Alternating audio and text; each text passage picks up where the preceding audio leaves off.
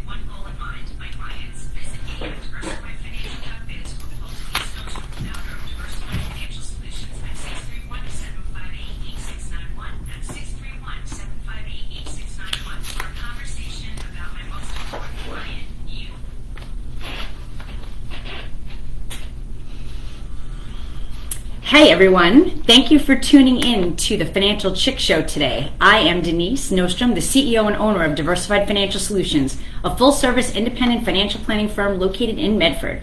I'm here live every Friday from 5:30 p.m. to 6 p.m. on 103.9 LI News Radio. Your Financial Chick is here to help you make better financial decisions and choices to improve your life and reduce your anxiety and stress about money. If you have any questions on anything we discuss here on the air, check out my website at financialchickshow.com or call my office at 631-758-8691. You can also find me on Facebook and Instagram at Diversified Financial Solutions. So what a day today was. It was an interesting day. It was cloudy and then overcast and then it was sunny and then the wind picked up and then it was raining sideways and then the sun came back out. And I think we started the day at temperatures at 47 and driving here we're down to 25. So, it's definitely have that cold blast of that air that they were talking about. I guess we're just very lucky that we're not going to get the S word. Doesn't look like we're going to get any snow. And no rain right now, but just very, very windy and frigid cold. So it was kind of hard to get here today, and especially with the day and being here on Christmas Eve. So I hope you're all doing well. I know some of you had off today, but many of us had to work or school. But tonight, I guess, officially begins the long weekend with most people having off on Monday to celebrate the day after Christmas. For those of you celebrating Hanukkah, I hope that you are enjoying your holiday on the 6th day of celebrations. So those celebrating Christmas, we're just getting geared up. Well, I hope you've been gearing up, but I had a really tough December, and it was not easy to get into the Christmas spirit, and I still have things to do. Actually, today, I'm on Facebook Live, but for those of you on the radio, I am wearing my Griswold Family Christmas ugly sweater today. That's kind of what it felt like. Actually, for some levity, I think I really need to search that out, and I got to watch that movie. That's always good for laughter.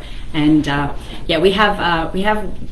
Well, I don't even know if it's as good as the Charlie Brown Christmas tree. It's just been one of those years. The Christmas cards went out like this week. I sent some gifts today, and it's just been a whirlwind. It's really snuck up on me, and in talking to people, I think a lot of you feel the same way. And I know, the Christmas spirit's been tough to find. I don't know, everybody's kind of sad and anxiety, and I guess I'm thinking of the people that are not feeling well, whether it be either physically or mentally. It's a hard situation to begin with, and then it always feels much harder during this time of year.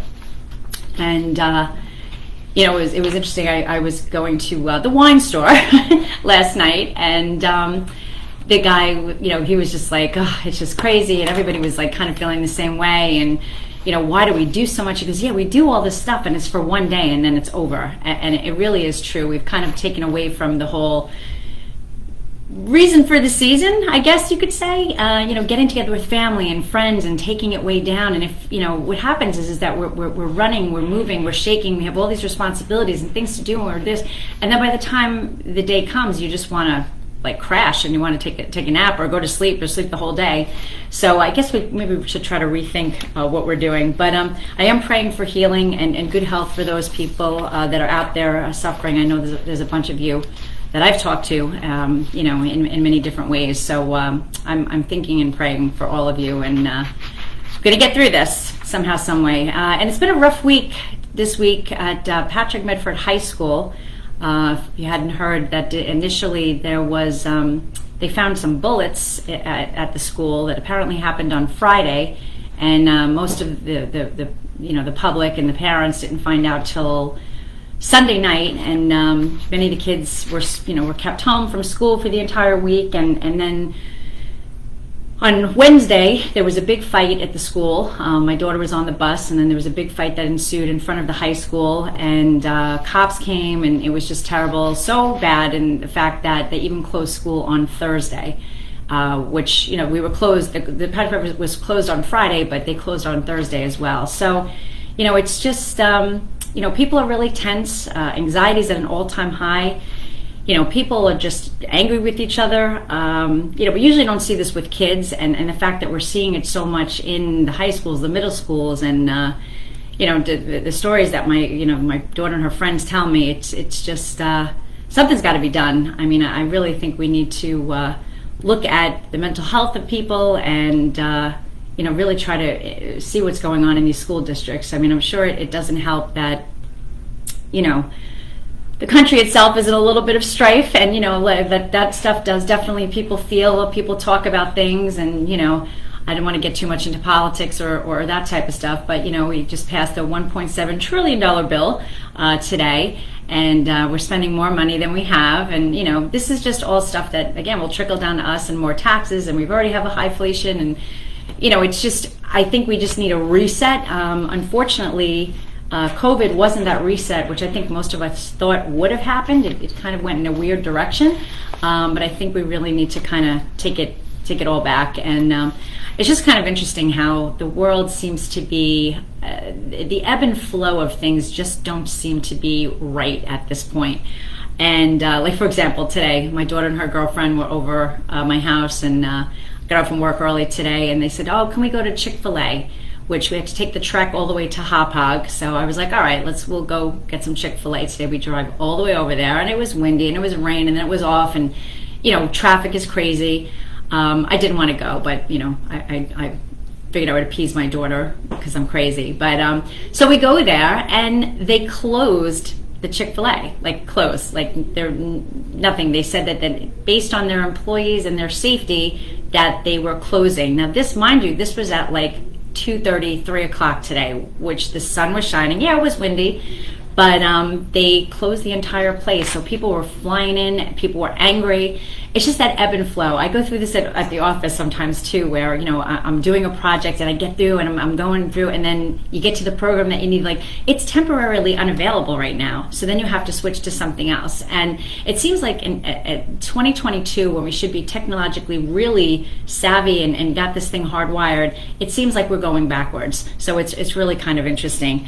But we're going to talk a little bit about some Christmas things. So I'm going to get off all of that. That was, I guess, my rants for the day. But I just hope that we can be kinder and gentler and nicer to people.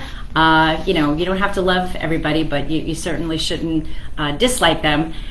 We have to get along to be along to get along, So let's talk a little bit about, in 1955, a Sears advertisement, in the Sears advertisement, children were encouraged to call Santa and come visit him at the mall. The phone number they listed had a typo, so rather than directing children to Santa, it sent them to the clandestine Continental Air Defense Command operations in Colorado. So it's basically how NORAD started, which is the tradition of tracking Santa. So I may not get through the whole thing, so we're running to the commercials soon, but let's kind of get this started. So it was a holiday tradition that began thanks to the kindness of World War II pilot and war veteran Colonel Harry Shoup. So every Christmas, and children and their parents around the world gather to receive live updates from NORAD, Santa's Tracker. I don't know if anybody ever did that. I used to do that when my daughter was younger, and we would see where Santa was all through the world. For the tradition has been going on for many years that historically inclined minds might wonder how they got to be a NORAD and why they got the idea of tailing Santa Claus in the first place. So like I said, the holiday tradition has Cold War roots. It started with misplaced phone call to a security U.S. military command center in Colorado. So Santa meets missile defense. It's one of history's supreme ironies that the heartwarming legend of Santa and his magical airborne sleigh bringing gifts for children would cross paths with the military command hub tasked with defending America's skies from missiles. Details about how exactly the events took place have varied over time. However, the basic facts are as follows. So we are going to do those facts when we get back because we are closing into the break. But you are listening to The Financial Chick. I am the Financial Chick. You're listening to The Financial Chick Show, I should say, and I am the Financial Chick. So you can check out my website at financialchickshow.com for more information or to request a complimentary consultation with me. So stay tuned after the break. Again, we're going to keep it a little light and airy now for the second half as we start our Christmas weekend. Stay tuned.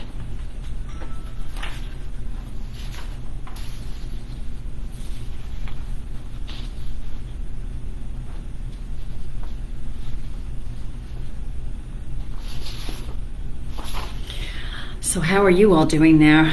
Oh gosh, I am just exhausted. This time of year is just way too much. So anyway, took a lot to get me to the show today, but I just didn't have it in me, but I got it. I made it here, and I'm thanking you for being here as well and watching the show. Did you say something? 60 seconds. 60 seconds, all right. And we're having some technical difficulties. Please stand by. Emphasis on the difficult T's. What's that? Emphasis on the E's part of that. Oh yeah, absolutely. We will get through this. We got this. We will. 30 Oh yeah. seconds. All right, thank you.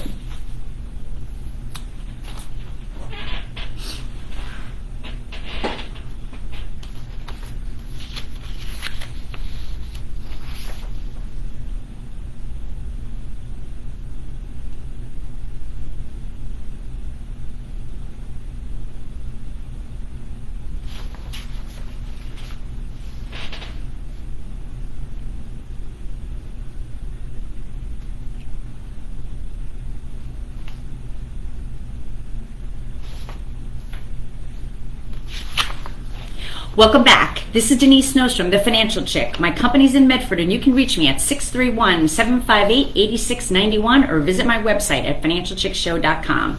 I'm here to help you on your financial journey. Over the years, things change, and I'm here to help you navigate all of those changes. So before the break, we were talking a little bit about how NORAD started tracking Santa. So this colonel, Harry Shoup, had joined the U.S. Army Air Corps in 1940 and had seen service in World War II, the Korean War, and Vietnam War. He was a fighter pilot and was awarded the Soldier's Medal for saving the life of a comrade. So the phone line was confidential. So when Shoup answered the call, because again, now Sears had, if you weren't here before the break, Sears had given out a number in their advertisement to encourage children to call Santa. But instead of doing that, they gave out the number for the Continental Air Defense Command Operations in Colorado, which is what we're talking about right now. So when Shoup answered the call, he expected the call to be from a senior military officer, but he was astonished to hear a child's voice asking if he was in fact Santa Claus. Shoup initially thought it was a prank. Somebody's playing a joke on me, and this isn't funny. He later said he thought, "Can you repeat that?" he asked the child. He realized that the call was an error due to a typo printed in that Sears newspaper. But he pretended to be Santa Claus and then instructed his staff to report Santa's location to any inquisitive youngsters calling the command center. So the airmen guarding the skies from Soviet missiles were now bracing themselves for bombardment of kids' Christmas wishes and loving it. So kind of a nice story that, a mistake that, could have angered somebody, but it was somebody that took it in lightheartedly and with kindness and made it something that we still use today. So that's really kind of nice, and it's nice for the kids, and it's good to see where Santa is all the time, kind of interesting, even as an adult. So anyway, we just went through the winter solstice. What was that? I guess that was yesterday, right? Yesterday was, I think, the shortest day of the year. So it has the fewest hours of sunlight, and the word solstice, it comes from the Latin word for sun and to stand still. In the northern hemisphere, as summer advances to winter, the points on the horizon where the sun rises and sets advance southward each day. The high point in the sun's daily path across the sky, which occurs at a local noon, also moves southward each day. So basically, I mean, we can think of it many different ways. People are excited because it's starting winter. Other people are excited because now the days get longer and we're that much closer to spring. I would be in that camp. So that's basically what's been going on this week. So today, like I talked about Chick-fil-A being closed, and I'm sure they were worried about the winter driving and stuff like that, but the roads really we had no problems. But winter driving tips for car safety. Couple of things that you want to keep in tune to is keep your gas tank filled above halfway to avoid emergencies and bad weather in case there is a storm. We had several years ago that storm that just came in and people were stranded on the LIE, so we know this stuff can happen.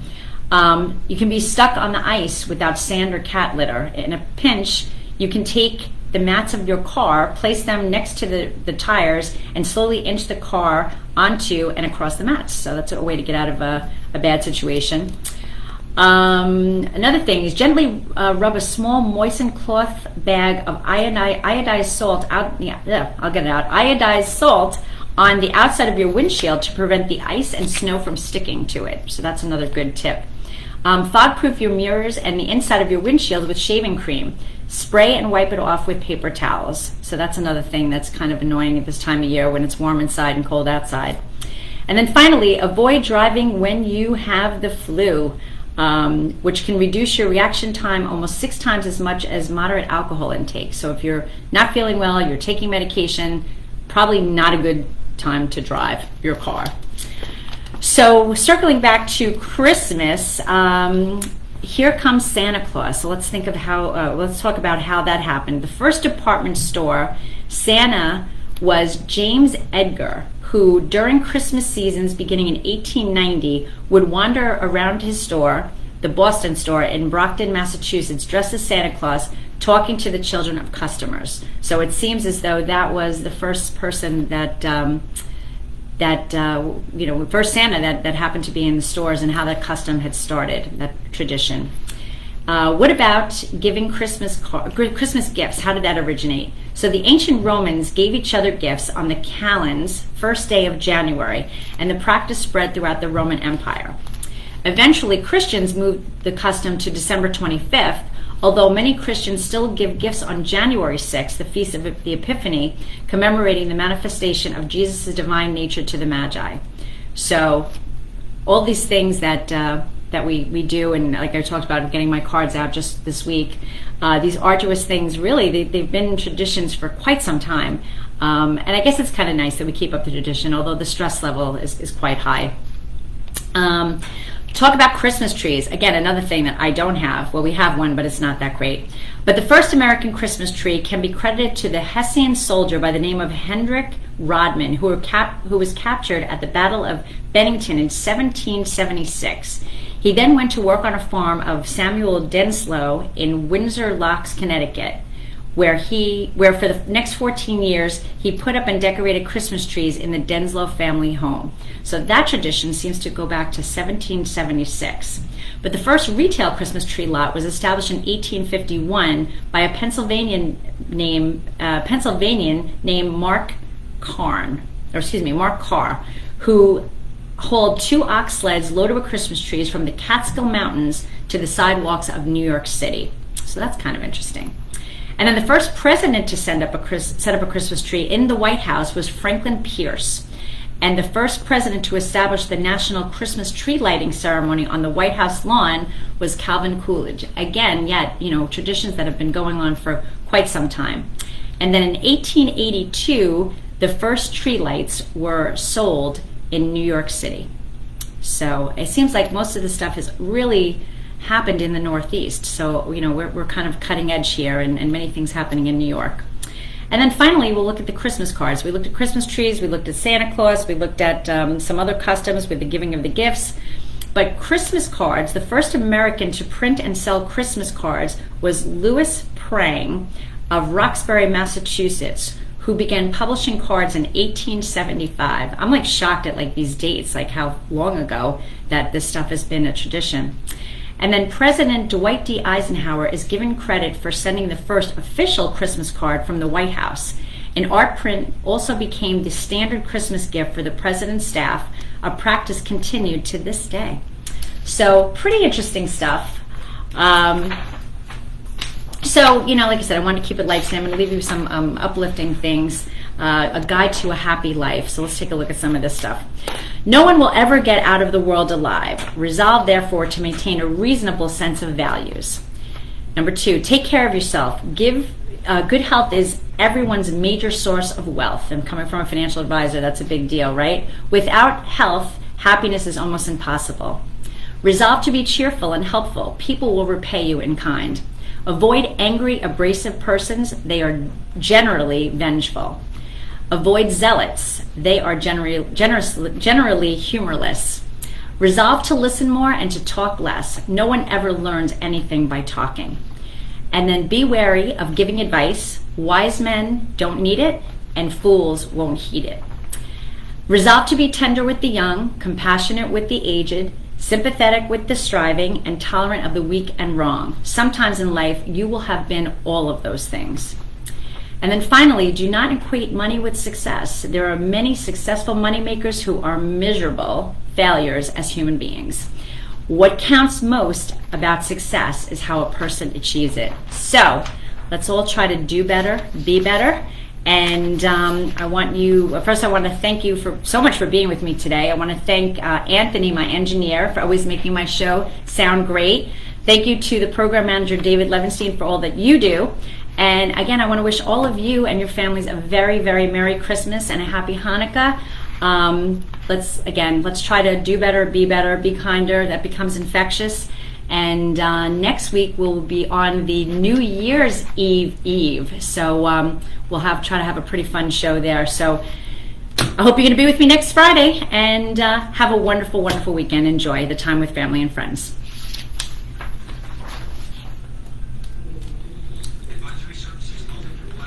Whew. I made it through. I'm going to tell you, it's been tough.